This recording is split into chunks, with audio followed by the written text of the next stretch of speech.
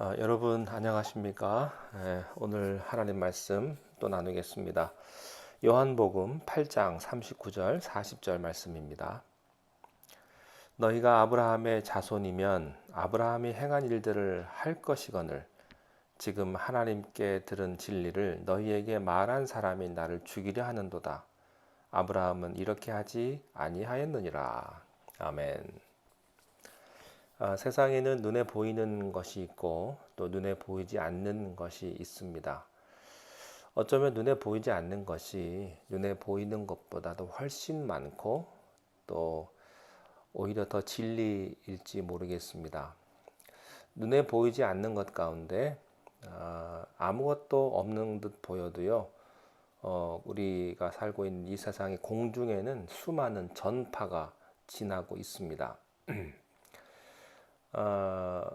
눈에 보이지 않는 그 전파들 가운데 전화 신호라든지 또 와이파이 또 인터넷 다 그런 것들이죠.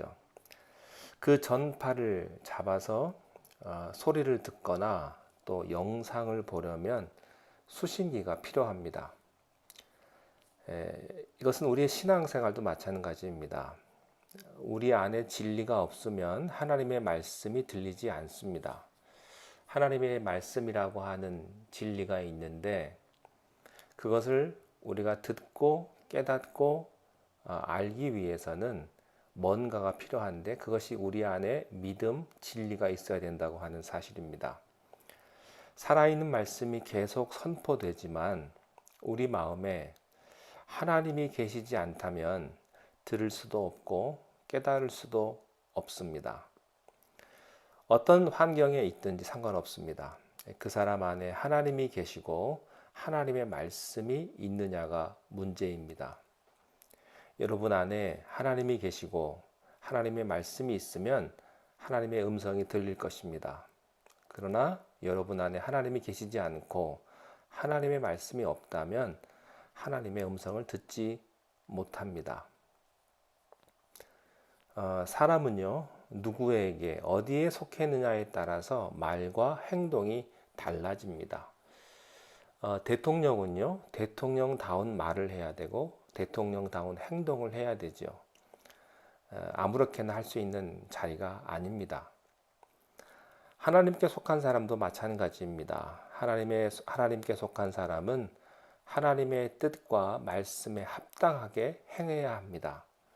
그러니까 크리스찬다운 말과 행동이 있어야 한다는 말씀입니다. 하나님께 속한 사람은 하나님의 뜻과 말씀에 합당하게 행해야 하고요. 그리고 하나님께서 기뻐하시는 행동을 하는 것이죠. 하지만 사탄에게 속한 사람은 사탄의 방법으로 사탄이 좋아하는 일을 합니다. 여러분은 하나님이 기뻐하시는 일을 하십니까? 아니면 사탄이 좋아할 일을 많이 하십니까? 우리 속에 하나님의 말씀이 없으면 인간적인 생각과 또 그런 인간적인 판단, 경험, 그런 가치관으로 가득 차게 됩니다. 그리고 세상적인 것에 지배를 당하고 말죠. 그러므로 우리 마음과 생각이라고 하는 상자에 하나님을 모시고 하나님의 말씀으로 그 그릇을 채울 수 있기를 바랍니다. 우리는 하나님의 사람입니다. 하나님의 사람이면 하나님의 사람다운 말을 해야 되고요. 하나님의 사람다운 생각을 해야 되고 그리고 행동을 해야 합니다.